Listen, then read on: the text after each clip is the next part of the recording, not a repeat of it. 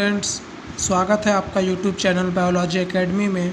और आज हम लोग बात करने वाले हैं एक डिजीज़ के बारे में जिसका जो जेनेटिक डिसऑर्डर डिजीज़ है, सभी लोग जानते हैं हम लोग। इसका नाम है हेमोफीलिया। तो हेमोफीलिया के बारे में हम सभी लोग जानते हैं कि ये एक जेनेटिक डिसऑर्डर है।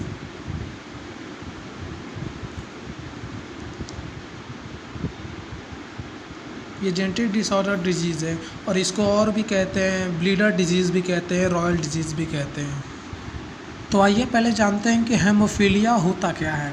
तो हेमोफीलिया जो होता है ये एक डिजीज़ है जिसमें आदमी को अगर कहीं भी छोटी से छोटी इंजरी भी लग जाए तो उसमें उसका ब्लड क्लॉट नहीं हो पाता, उसमें ब्लीडिंग बहुत तेज़ी से होने लगता है। और हम लोग जानते हैं कि नॉर्मल पर्सन में ब्लड क्लॉटिंग 3 to 6 मिनट में हो जाता है। 3 to 6 मिनट में नॉर्मल पर्सन में ब्लड क्लॉटिंग हो जाता है, लेकिन जो हेमोफीलिया का पेशेंट है उनमें ये 3 to 6 मिनट में नहीं, उनको बहुत ज़्यादा प्रोलॉन्ग टाइम लग जाता है रिकवरी में। इसलिए कई सारा ब्लड जो होता है वो ब्लीडिंग होने लगता है। तो आज हम लोग इसको ब्लीडर डिजीज़ क्यों कहते हैं, आइए इसके बारे में जानते हैं। ब्लीडर डिजीज़ इसलिए कहते हैं क्योंकि जब ये कोई भी छोटी से छोटी भी इंजरी लग जाती है तो उसमें ये इतना तेज ब्लड ब्लीडिंग करने लगता है कि ब्लड रुकता ही नहीं है। और रॉयल डिजीज़ इसको इसलिए कहते हैं क्योंकि इंग्लैंड की क्वीन विक्टोरिया जो थी, इंग्लैंड की जो रानी थी क्वीन विक्टोरिया, वो इस डिज़ीज़ की कैरियर थी। और ये डिज़ीज़ वो अपने सन को दी, जो सन से चारों तरफ फुल इन्वायरमेंट में ये डिज़ीज़ स्प्रेड हुआ। इसलिए रॉयल डिज़ीज़ भी इसको कहते हैं कि रॉयल फैमिली से डिज़ीज़ स्प्रेड हुआ। क्वीन विक्टोरिया भी इसके डिज़ीज़ की कैरियर रह चुकी हैं।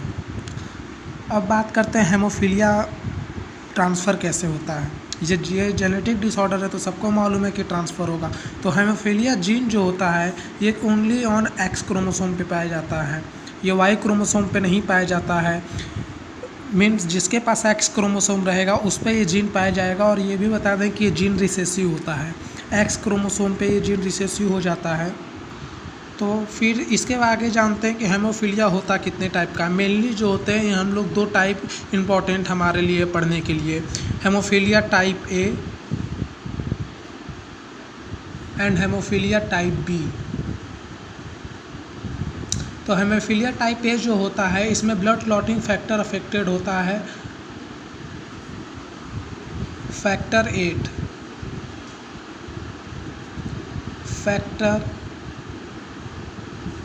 8 इसमें अफेक्टेड होता है। और हेमोफीलिया टाइप बी जो होता है इसमें फैक्टर 9 अफेक्टेड होता है। मीन्स जो भी हेमोफीलिया टाइप ए से डिजीज़ से जो पेशेंट रहेगा उसमें जो है कि फैक्टर 8 जो है ये ब्लड क्लॉटिंग का एक स्पेशल प्रोटीन है जो फैक्टर 8 में बनता है, जो ब्लड क्लॉट करने में बहुत ईजीएस्ट वे में ब्लड क्लॉट करता है। और हेमोफीलिया टाइप बी में भी फैक्टर 9 में भी स्पेशल प्रोटीन होते हैं जो कि ब्लड क्लॉट करने में हेल्प करते हैं। अगर ये फैक्टर 9 या फैक्टर 8 नहीं रिस्पॉन्स हो पाता है तो ब्लड क्लॉटिंग नहीं हो पाता और ब्लीडिंग बहुत तेज़ी से स्टार्ट हो जाती है, कोई भी छोटी सी इंजरी पे भी। तो आइए जानते हैं आगे कि ये हेमोफीलिया जो होता है ये जीन रिसेसिव होता है और कि डोमिनेंट होता है, ये कितने कैसे ट्रांसफ़र होता है। तो आइए आगे बढ़ते हैं। अब देखते हैं नॉर्मल फीमेल XX। हम लोग सभी लोग जानते हैं 2 क्रोमोसोम्स नॉर्मल फीमेल के ही होते हैं। उसके बाद आगे बढ़ते हैं XHX। मीन्स ये जो H है ये जो होता है हेमोफीलिया रिसेसिव जीन को दिखाता है। हेमोफिलिक रिसेसिव जीन है ये, जो ये X क्रोमोसोम पे स्टेबल है। अब ये जो होता है ये हो गया कैरियर फीमेल। मीन्स ये जीन जो है ये क्रोमोसोम X पे है स्टेबल, और ये जो अगर XX फीमेल है तो ये कैरियर फीमेल हो जाएंगी। मीन्स ये जीन को, ये डिजीज़ को फीमेल कैरी कर रही हैं एक 1 जनरेशन टू अनदर जनरेशन के लिए। अब आगे देखते हैं XHY जो है, XHY जो होता है ये हेमोफिलिक मेल होता है।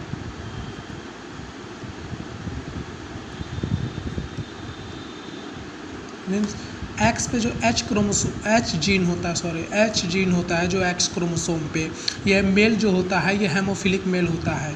मीन्स और उसके आगे देखते हैं XY, ये नॉर्मल मेल है।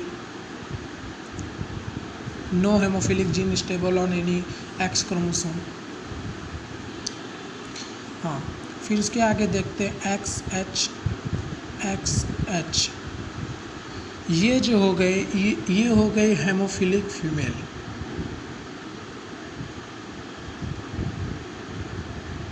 ये जो हेमोफिलिक फीमेल है ये बहुत रेयर केस में पाई जाती हैं। हेमोफिलिक फीमेल मीन्स ज़्यादातर चांस इनका नहीं होता हेमोफिलिक फीमेल के पाए जाने का। ज़्यादातर चांस हेमोफिलिक मेल होते हैं या फिर कैरियर फीमेल होती हैं। और मेल कैरियर क्यों नहीं हुआ? क्योंकि मेल के पास ओनली 1 क्रोमोसोम्स है, वो भी एक्स क्रोमोसोम, जिस पे पहले से ही हेमोफिलिक जीन रिसेसिव आके बेड स्टेबल हो चुका है, जो कि हेमोफीलिया को डिनोट करता है।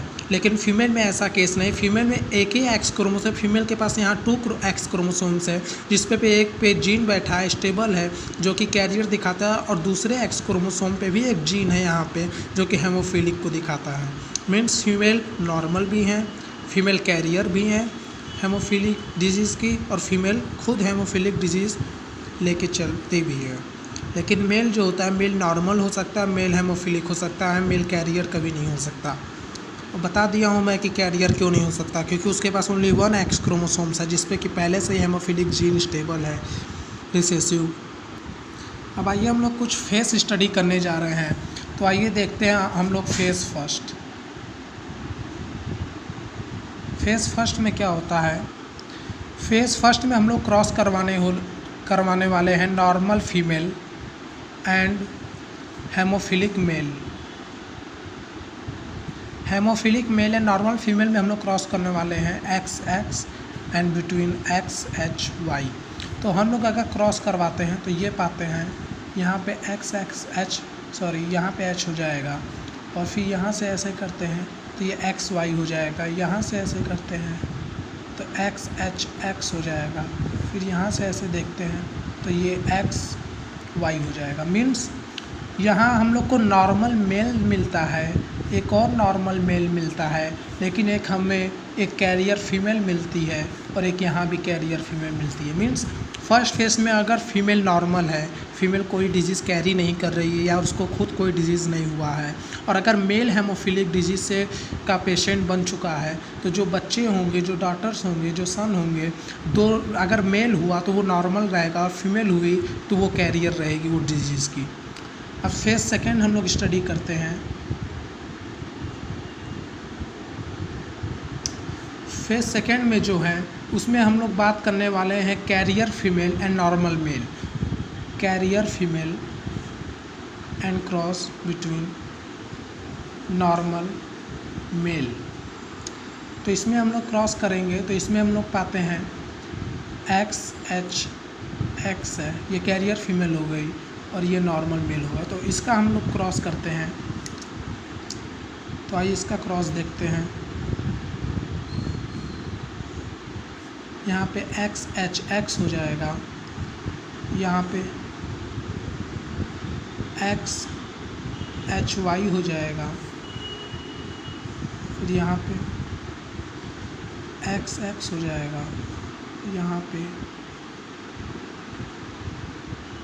एक्स वाई हो जाएगा। मीन्स यहाँ पे हमें एक कैरियर फीमेल मिलती है, एक हेमोफिलिक मेल मिलता है, और एक यहाँ पे एक नॉर्मल फीमेल मिलती है और एक नॉर्मल मेल मिलता है।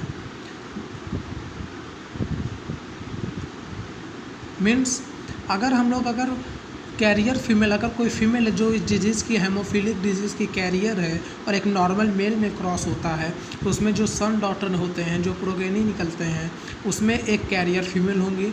अगर फीमेल हुई तो एक कैरियर होगी, एक नॉर्मल होगी, और एक अगर मेल हुए तो एक नॉर्मल होंगे, एक हेमोफिलिक होंगे मेल। अब आइए फेस थर्ड भी स्टडी करते हैं।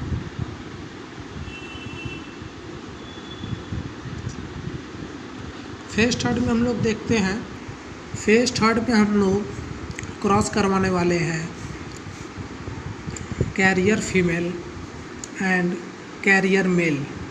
ये क्रॉस का साइन है, इन दोनों के बीच में हम क्रॉस करवाने वाले हैं कि मदर भी कैरियर है और फादर भी, कैरियर मैंने लिख दिया, ये हेमोफिलिक मेल है, फादर कैरियर नहीं होता, career female and haemophilic mail के बीच में हम लोग क्रॉस करवाने वाले हैं। तो आइए देख लेते हैं। कैरियर फीमेल हो जाएगी XHX एंड हेमोफिलिक मेल हो जाएगा XHY। अब हम लोग क्रॉस करवा के देखते हैं। तो यहाँ पे हो जाएगा XH, यहाँ पे हो जाएगा XHY, यहाँ पे हो जाएगा XHX, यहाँ पे हो जाएगा XY।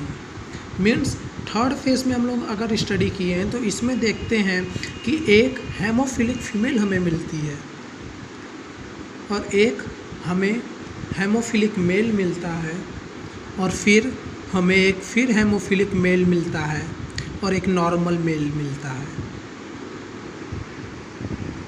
सॉरी, ये कैरियर फीमेल है, ये X है, Y नहीं है।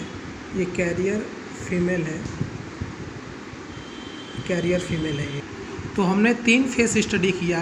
पहले फेस में हमने नॉर्मल फीमेल और हेमोफिलिक मेल में क्रॉस करवाया।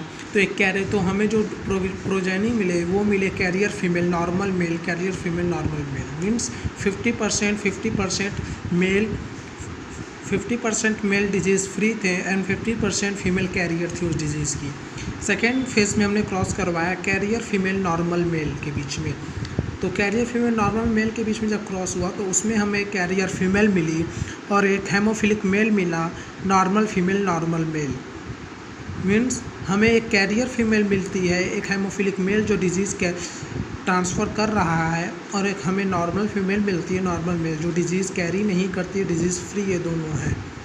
थर्ड फेज में हमने स्टडी किया तो इसमें कुछ अलग ही हमने पाया कि कैरियर फीमेल और हेमोफिलिक मेल में जब क्रॉस हुआ तो उसमें हमने देखा कि हेमोफिलिक फीमेल हमें मिलती है जो ज़्यादातर चांसेस में नहीं होती है। ये बहुत ही रेयर केस होता है जिसमें हेमोफिलिक फीमेल हमें मिल जाती है। मेनी चांसेस में जो फीमेल होती हैं वो डिजीज़ की, हेमोफिलिक डिजीज़ की कैरियर ही होती हैं। लेकिन जब एक कैरियर फीमेल, अगर कोई फीमेल डिजीज़ कैरी कर रही है और कोई मेल है जो वो हेमोफीलिया का पेशेंट है, तो दोनों के बीच में अगर क्रॉस होता है तो हमें ये रेयर केस भी मिलता है। और रेयर केस के बाद जो होता है हमें एक हेमोफिलिक मेल मिलता है, कैरियर फीमेल मिलती है और एक नॉर्मल मेल मिलता है। अब थोड़ा सा हम लोग जान लेते हैं कि हेमोफीलिया डिजीज़ कैसे ह्यूमन बॉडी में होती है। तो हेमोफीलिया डिजीज़ बहुत नॉर्मल होती है। इसमें जो होता है sudden changes in gene cause haemophilia. Means जब haemophilic disease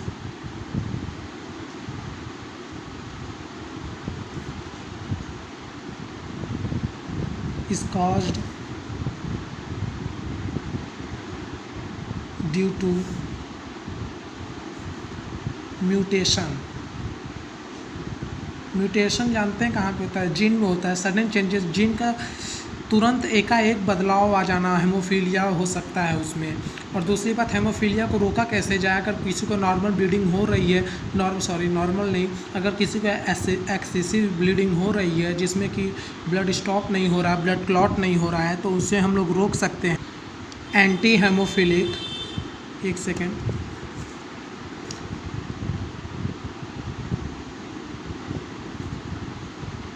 anti haemophilic globulin injection. अगर कोई हेमोफिलिक पेशेंट में अगर कोई एक्सेसिव ब्लीडिंग हो रही है जो स्टॉप नहीं हो रही है, तो उन्हें हम लोग रोक सकते हैं एंटी हेमोफिलिक ग्लोब्यूलिन इंजेक्शन के दे के। जब ये इंजेक्शन इंजेक्ट करते हैं तो ब्लड जो फैक्टर 8 और फैक्टर 9 होते हैं जिसके कारण ब्लड क्लॉटिंग नहीं हो पाता, जो कोई स्पेशल प्रोटीन ब्लड क्लॉटिंग करती हैं वो अफेक्टेड हो जाती हैं। तो ये फैक्टर 8 और फैक्टर 9 को जाके हेल्प करता है प्रोटीन बनाने में, और वो स्पेशल प्रोटीन ब्लड क्लॉट करती हैं। Thank you guys. अगर आपको वीडियो पसंद आई तो लाइक करें, शेयर करें और सब्सक्राइब करें। नेक्स्ट वीडियो में भी फिर आऊँगा कुछ ऐसे ही इम्पोर्टेंट टॉपिक्स के साथ। Thank you.